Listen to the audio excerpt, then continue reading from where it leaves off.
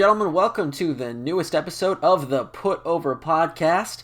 I am your host, The Martian, Skylar Mars here, and today we're here with, you may recognize him from GTS Grimm's Toy Show Wrestling. It is the self-proclaimed, what does it say, Dilfboi?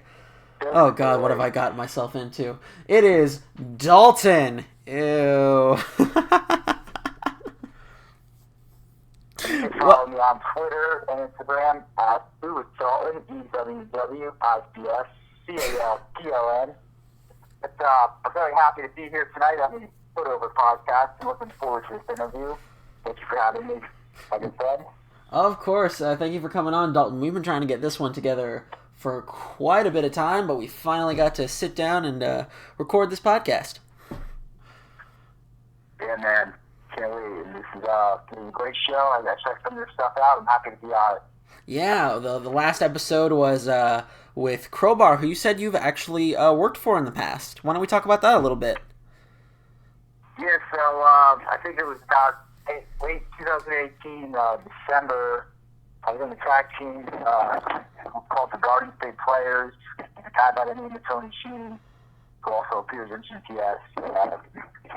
Basically, we had a tag team match booked against a legendary wrestler called the Independent Papa Don, and another upcoming star who had NXT matches, and he's been on Raw and been actually a lot. So he's moving up on the indies every time I see him. Nico Rico, he's great. So we wrestled those two, and it was like a 6-minute match. And Crowbar was the booker and promoter of the company. It's called WrestleMania, and we had a great time that night. Great opportunity. And this was Rescue Mania, correct? It was his charity shows that he does? Yeah, it was in East Rutherford with Jeff Clay. Yeah. We talked about those last time when I was talking with Crowbar, and I spoke about it then, and I'll say it now. The great tragedy of Rescue Mania is that now would be the best time for a Rescue Mania, but you literally can't do anything like that right now. Yeah, man, I think Rescue Mania will be back. I saw some posts throughout 2019. It's not over yet. I think he'll run again, and I have to be part of it. I support what he's doing. Oh, absolutely. And, the East Coast has been a pretty interesting place the last little while. A lot of... I was checking out the link you sent me from GTS Regal Rumble, which is when you made your return to the company. And a lot of new faces I did not recognize, because I think the last time I was regularly watching was when the Michael Myers mask guy was running around. And they did that whole storyline. Yeah, man.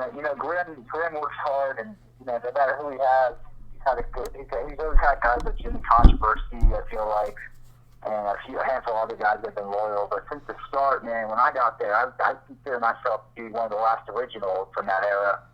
And before we moved to the first warehouse, anybody that started after we moved to the first warehouse is not really an original. I feel like the originals are the guys that were in the first backyard. You know what I mean? Oh yeah. I've been watching all the way from like the beginning, so I want to say that like the originals, if we're talking GTS originals, would probably be Doo-Hop, obviously. You had Travone, a lot of guys coming from way back when. I think the first match he had on a GTS channel outside of the backyard was what was it? It was like youth suicide. When he like first showed off the Discriminator.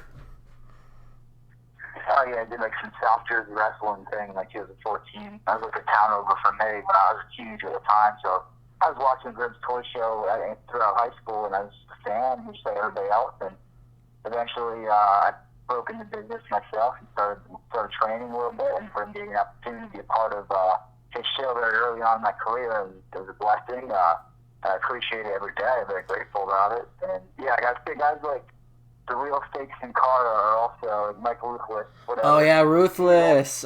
He passed away, I believe, a few years ago. So yeah, a lot of people don't know that he's my friend. We and him used to ride around together, and we went to Toys R Us a few times, and we did some shit. And we also went to the mall. I've been to the mall with Travone too. So those guys, they were all my friends. So it was hard to see them break up. But I worked with Grimm until 17, and I just took off from there, man. Yeah, you one of the main things that I've noticed about you specifically was some incredible weight loss. I remember just one particular week I tuned into the show, you were making a return, and you'd impressively dropped a lot of weight, and it's still impressive to this day, like seeing you and remembering how it started out, just how different you look. Thank you, man. I appreciate that, and I worked really hard to drop all that fat. I was like almost 300 pounds. Now I'm like 170, 180. I'm just trying to get like in the best shape of my life and get like muscles and get more, just get jacked, man. That's the goal. I'm a professional athlete, so I get in better shape every day. Oh yeah, man! It's just the kind of thing that takes a lot of work. I mean, I personally, like we have like all the gyms closed in the area because of the disease that cannot be named on YouTube without me being demonetized, which doesn't make any sense, but okay. Yeah, apparently that's it. We can't say the name or else I will get demonetized. But yeah, like all the gyms are shut down, and personally, I've been going on runs every day, like just to get in some kind of exercise. What are you doing to stave off that stagnation? I've been running, man, but I'm a guy. I like to lift a lot of weight, and I get that like pump going, and then do like a lot of protein afterwards, and I found access to that thing of fitness, and it's frustrating because when I run, I can drink all the protein, but I'm not going to see the same gain. But I do have to cut weight too, so maybe running is good. Push-ups, sit-ups, been a big part of my routine lately. So I added more of them. I always had them, but you got to do more now. Like fucking, if I really push, you need to get that out, bro. You got to do more without the gym's open, man. Yeah, there's a lot of talk about things are going to start opening up in May, or maybe that'll be like the last month. But the idea is that the economy isn't going to last much longer doing it this way, so we don't really have a choice but to start opening things up. So who knows? Maybe this will be good for people to start getting work again. I mean, granted, we still have this going around. It's not been cured or defeated, but at least we'll be able to stave off complete poverty. Yeah, man. Let's see what happens, man. I don't know what's going on too much. Like, I try to follow it, but it's all the news is all over the place, man. It's too early to tell, man. As long as it's not crazy televangelists saying that you're cured now through TV. That stuff's ridiculous. I didn't get the virus, man. I hope I don't. I got a strong blood type, man. Yeah. But where were we? Oh, yes. So, like I was saying before we went on that, you went through this, again, very impressive weight loss. I mean, you looked like a totally different person going in and coming out. How would you say you accomplished that?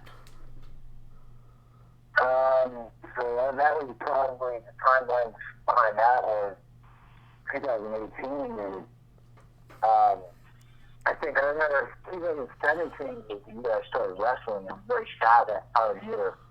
28, I lost I'd say maybe 20 to 30 pounds, which I still had a big ass, but I still wanted to flip the light 3XL to the chin by the end of the year, 2017. So that was when I graduated high school, 2017. So I guess really the passion was a lifestyle change. I was on the road more, moving around more. I had a regular job, and I was working out. I was on top of shit more. I was active, and I got with the right people, I think, and they pushed me. And I just got in better shape. I cut the carbs and the sugar out throughout the summer to me.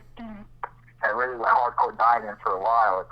And, I ended up cheating on my diet, and it's hard to get consistent for a long period of time, but I got to do it again, man. When I do that again, I'm going to look even better, and I look forward to that. Yeah, it's a difficult process. I myself have, always gone through periods of dieting and weight training. I used to be a high school wrestler, and a big, important part of high school wrestling, I don't know if you ever did that, is, your weight class, which, you have to be able to control almost puppetry, which can be an incredibly difficult task.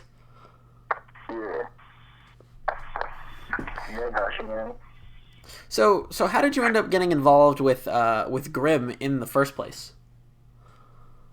Grim. So I was, there was a company called Superstars Wrestling. And that was the first company I ever wrestled for. Back in, I was 17. I used to go to shows with Sam, like, there was 15, there was 17, and I ended up working there all the way until 2019.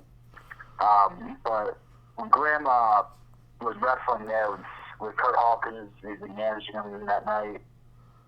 And Oh then, yeah, I think that was the one where he managed Kurt Hawkins and that other YouTuber managed Tommy Dreamer, right? It wasn't another YouTuber, it was Tiny Type Sweater. He's a local guy that didn't take the business seriously. Oh, yeah. Okay. Man, he's a pay-to-play guy, but listen, you got Grim, and, you know, working at that show, at Superstars Wrestling, and I think it was, I really started flyering for Superstars Wrestling and building their rings, and Grim was on the roster, so he would see me, and I said, Grim, I'm training now. I think I was like 17 at that time, but, you know, I'm pretty fat. So I said, Grim, I'm training, I'm friends with all your guys, keep up with me. And they're friends, you know, the Wampus and GTS. I'm sorry, mentioned the Wampus? Yeah, the Wampus. Yeah, I remember him. It's been a while. So, like, the final, like, I was trying to get on the show. Glenn was, like, kind of, like, putting it off for a little bit. You know, he needs more training, whatever. It was just, I totally get it. But, you know, then the Wampus he really, like, spoke up for me. He was like, no, let's let the kid rest. We trust this kid. He's a hard worker. He's going to do the right thing. And I think I proved that, you know, the last 3 or 4 years. I'm not going anywhere. And I'm with the boys. And the Wampus, he drove me there my first day, man, and I'll never forget that. Great day. I refereed, and it's cool stuff, man. I started wrestling as a jobber, and I got a little better, and I tell it back like that's maybe be champion. Who knows? It's a slight side note now, because it's actually been quite some time. Whatever happened to the Wampus? I haven't seen him in quite some time.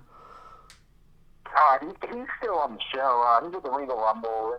Just, you know, same thing with the guys like Keith, Soda Pop, Vlad, Tommy. They get part-time. You know, these guys, some of them got real jobs.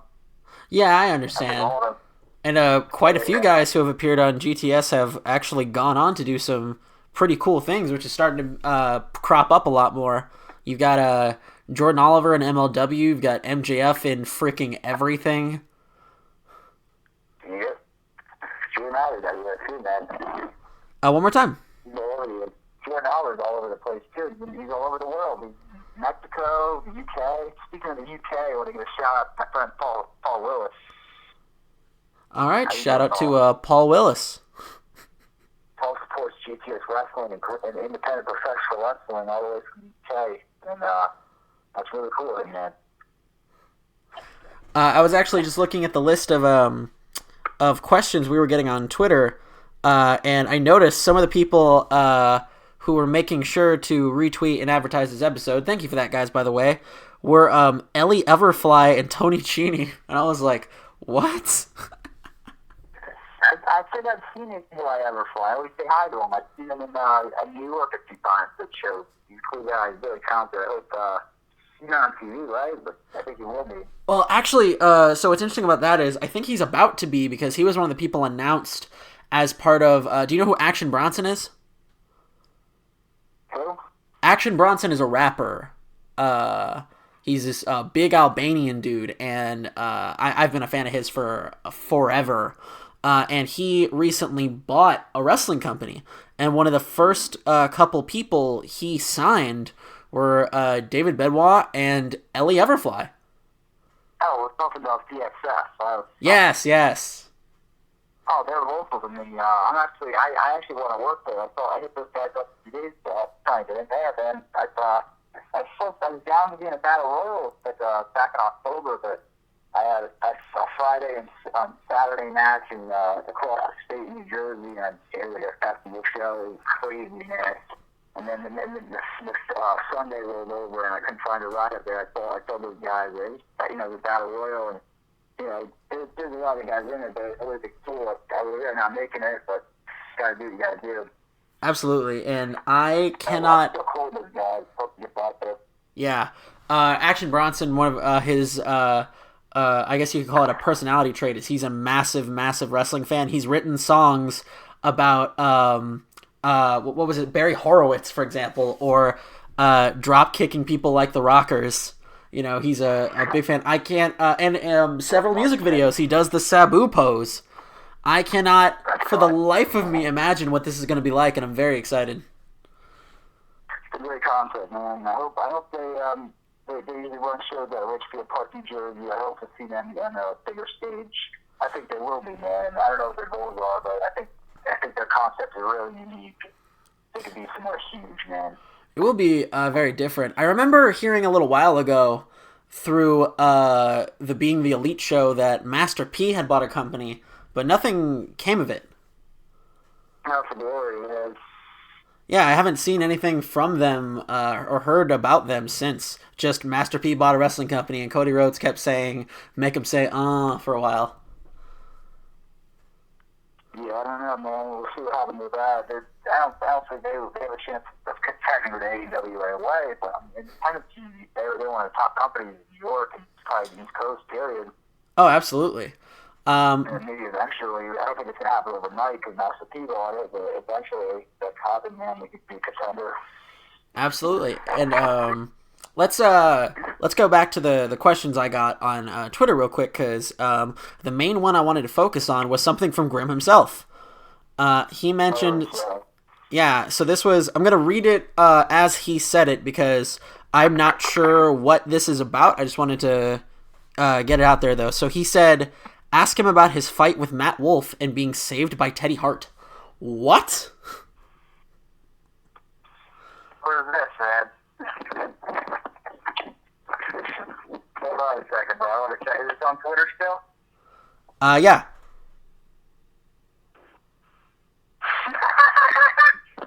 Oh my god, that is hilarious, dude. We're gonna go into that story, man, because that was that night. People could say what they want about that. That was one of the greatest things ever, man. That was so fun. And I was so happy to be a part of that whole angle. All right. Let's get into it. What is who Matt Wolf and Teddy Hart have to do with you? Well, Matt Wolf. Let's go back a little bit. Matt Wolf was. You know who Matt Wolf is? I am not 100% sure. Again, you know, I come from a totally different territory. A lot of these things are things I learned through the internet. Listen, I can't believe just that mention of the name Matt Wolf, I'll put him over, but we'll put him over, brother, because he built the ring a million times, so he earned it this one ticket. But Matt Wolf, man, he was a photographer. He took blurry pictures. He wasn't a photographer. He wasn't professional or anything, really. He was a fan. And he snuck in on the wrestling business, basically, claiming to be Damien Bigelow's nephew, which wasn't true. And he called him Uncle Scott. I think everybody knows it's not true. He still does it. I don't even know if he was on planet Earth at this point. But basically, what happened was Matt Wolf was Teddy Hart's agent, and he wasn't really Teddy Hart's agent. He just thought he was. And so, I guess one day Matt Wolf was being driven around by Teddy Hart. Teddy Hart leaves him at a gas station in New York. Matt Wolf lives in Asbury Park, New Jersey. So, Matt Wolf's hanging out with his wrestlers, and Teddy Hart leaves him at the gas station one day. I thought that was the funniest thing in the world. Broke Matt's heart to thought Teddy was friends. I thought that was the funniest thing in the world. So fast forward maybe a year later, I've been working with Matt now for a while. Matt, he's still mad at Teddy about that. He'll never forgive him, blah, blah, blah. I was always sitting on Teddy. I look up to Teddy. He's great wrestler, one of the greatest of all time. And nobody really could prove like him in the ring, I feel like. And the one thing I always respected about Teddy above everybody else was Teddy Hart is real. Teddy Hart, there is a Teddy Hart. People, you look at a guy like, tell me a wrestler. A wrestler, any wrestler? I don't know. Let's go with Robbie E., who I've also interviewed and was a GTS guy. All right, Robbie E., great dude, right? But Robbie E's a character, right? There's a Robert Strauss and there's a Robbie E. There's Robert in real life, or whatever his real name is. I think it is Robert. And then there's Robbie E. There's Teddy Hart. They say his real name's Edward Anus. His name's not Edward Anus. His name is Teddy Hart. He lives and breathes Teddy Hart. Teddy Hart is real, if that makes sense. Yeah. And, I always like sides that the wrestler is real. I don't want to hear a fake answer, because the business is real. The people who say that we do in the ring is planned, or we're dancing, or we're stripped a bunch of wusses, they're wrong. Because I've gone out there with a torn arm. I've gone out there with concussions, because I don't know what those people down below. So, basically what I'm getting at, back on track here, with the Teddy Hart and that Wolf incident. We were at it. I'm not even going to put the company over. I mean, I love this company, but I'm not going to measure what company I respect to them. But we were tearing down the ring, and I see Teddy in Asbury Park. And I said to Teddy Hart outside the show, after the show was over, before the ring was torn down all the way, I said, Teddy, God bless you for leaving that Wolf at the gas station. And I had a few drinks that night, I'm not going to lie, and I'm 420 friendly. I had some marijuana in my system that night. So basically what happened was, I said to Teddy, hey, thank you for leaving that Wolf at the gas station. Teddy's like, you hating that Wolf? And then I'm just like, of course, he's a shady businessman, which he is a shady businessman. He's not really a businessman, but as you're saying it, I was pretty lit. So then Teddy's like, so why don't you teach him a lesson? Slap him across the face. And you got Bret Hart's nephew telling you to slap that in the face. Teddy Hart's a legend in his own right, and I was pretty lit. I wasn't going to pass on a good time. Let's do it. I had heat with Matt. Matt had a vendetta against me already, man. He banned out me to people, made some lies about me, and I was tired of it. And it was I did teach him a lesson that night. So we went downstairs after we tried to get him out of the ring show. We ran back downstairs to get the ring. And there's a clip online that Teddy Hart saved the indie wrestler from being sad. And basically what happened was Teddy went with me to carry on the ring a little bit, and he whispered to me, go for it. I slapped Matt Wolf. It's on camera. I got him good, but Mike Tyson. And he didn't know where to hit him. And then all of a sudden he hopped over the ring, pulled out sharp pliers. Now people say that I ran away from that Wolf as soon as I slapped him. That's not true. Because if you watch the tape, I kind of freeze for a second, ready to square up with him. And then he reaches in his pocket and he goes for the weapon. And then I start running. So then, what am I doing? I run across the room. He chases me, gets on top of me. He doesn't land one punch. He doesn't do any damage to me. All he does is hold flyers up against me. And he's like, you think I've been playing? You think I've been playing? He's like, you're too young. Cut this. And Teddy's like, and I'm screaming, Teddy! Teddy! Teddy! And people want to make fun of me for screaming Teddy. In my mind, I thought that was rating. 100%, man. That's the true truth. I thought yelling Teddy was going to make that video better, which it did. People are still talking about it. That's why Grim asked that question. People can say what they want about that night, but people are still talking about it. Because when you put Dilfboi Dalton and Teddy Hart in a room together, you're going to get a great video that people are going to be talking about for years. So basically, Teddy took the weapon right out of Matt Wolf's hand. When I yelled, Teddy, help. And then the fight was separated shortly after that by Nate Webb. And that was before security got to us. I'm sure if security would have got to us, and we got beat up and the cops called. Because I feel like the security in that building are a bunch of hotheads. It's like I went to the 2300 arena one time. This one security guard gave me shit, man. I don't like these security. Some of these security guards on these venues, man, they get sick of brother. That's for Grim, man. Grim wanted me to tell that story, man. I'll tell that story all day. Wow. That was a lot. I Yeah, did not expect that to be that Teddy deep. Teddy is my friend, man, and we made waves in the Teddy. And I'll be trying one day, and I'm Teddy's next. You got me some books, man. It's always nice to have a vet friend, I guess would be the way to say it. Well, he's not my best friend, but we are. No. Vet, V-E-T. Oh yeah, definitely, man. I was He put over the video on his Facebook the other day. The other day. Even that's on about tearing down the ring and dismantling weapons from people that try to slay other people. Yeah, I can totally imagine that. How do I put this? I would not want to get on his bad side, that's for sure. Well, not worth it. I'm talking about wrestling, man. It's just what it is, and that's the thing about wrestling. I feel like is slowly fading out as it's become more of a business. It's become less of like a culture in and of itself. You know, like Harley Race used to teach people to really fight just in case a fan jumped the barricade, and now we got videos left and right of dudes getting beat up by fans. Yep. It's just not a thing anymore. Yeah, man, it's weird, man. But Tom Cheney asked who's my favorite Garden State player. Well, if you go past that, I have to, last year, 2019, I had a match for Crowbar's company. It was supposed to be me and Tony Cheney versus the reinforcer, Andrew Anderson. I'm awesome, and I'm really the wrestler. He's a legend, man.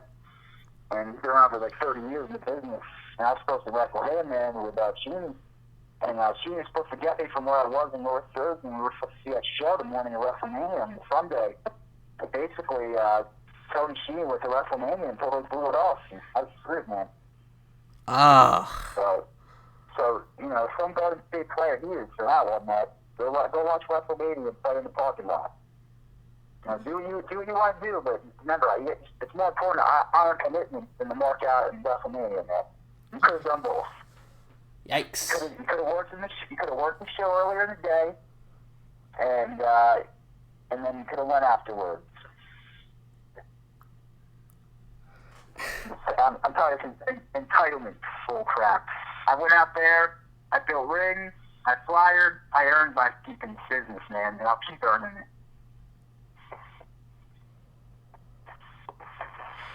it. I'm my favorite Garden State player, brother.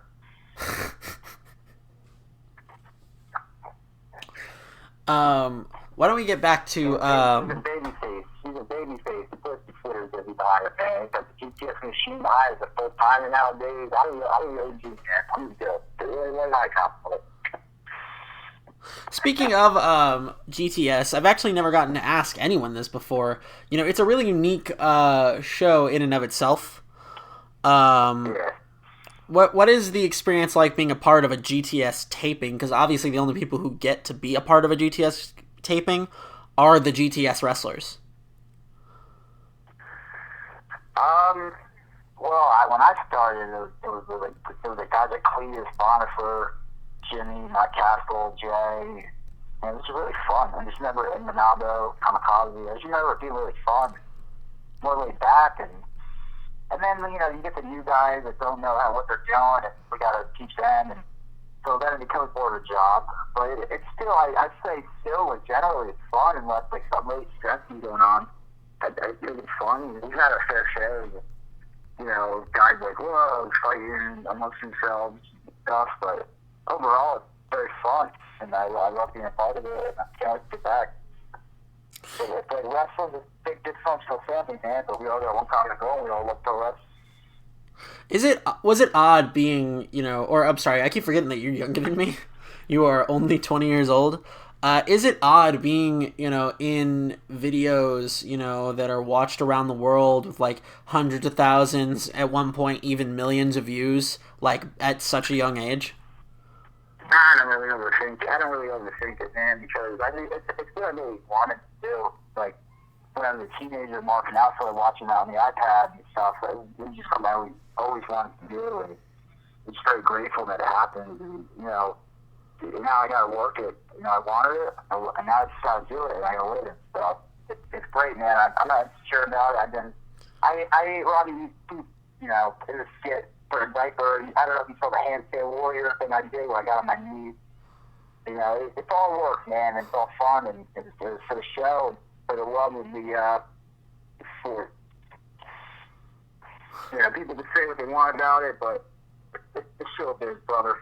I completely forgot that you dated Robbie E. Kayfabe Mom. Oh, yeah, that was great, man. I completely forgot about that.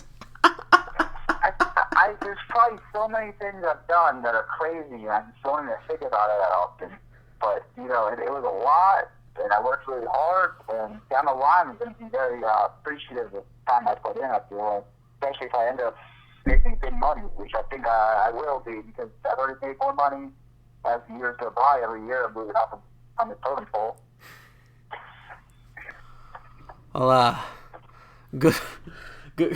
I'm sorry, I forgot how funny GTS could be. It's good that you got, it's still going, and hopefully after COVID things will get a little better, for everyone, and you guys will start getting, tapings back in again.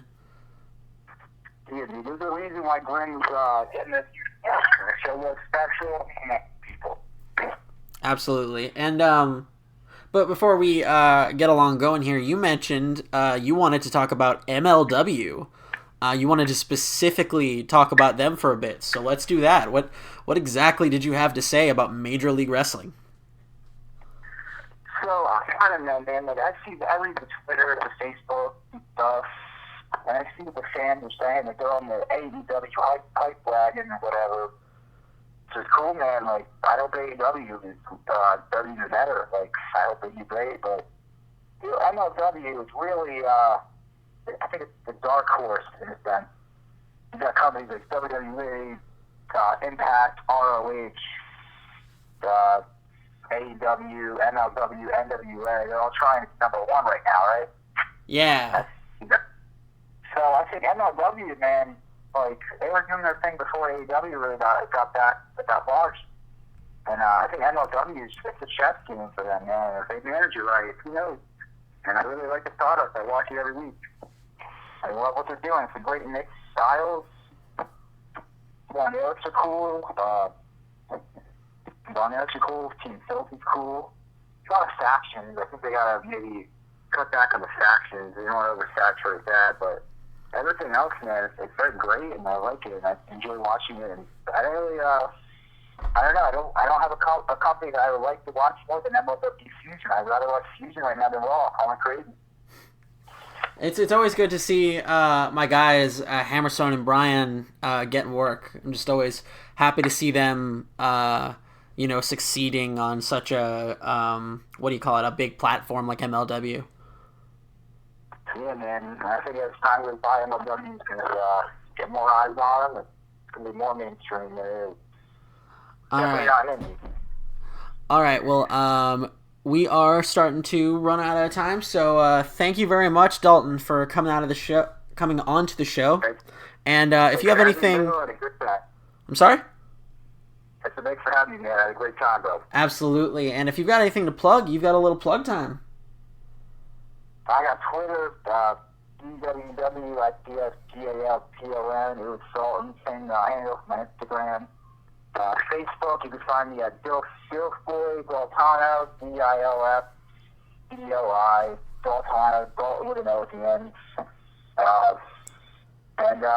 If any promoters are listening, I'm pretty big, sorry. It's kind of a big deal. So, hit me up, email me, BookDaltono@gmail.com, where you can inquire, brother. All right, and thank you for coming on to the show. I'll make sure to link some maybe a GTS match or two in the description of this video, which you'll be able to find on BodyslamDotNet's YouTube channel and on BodyslamDotNet itself. Thank you very much, everybody, for watching, and you have yourselves a nice time until we see you for the next show.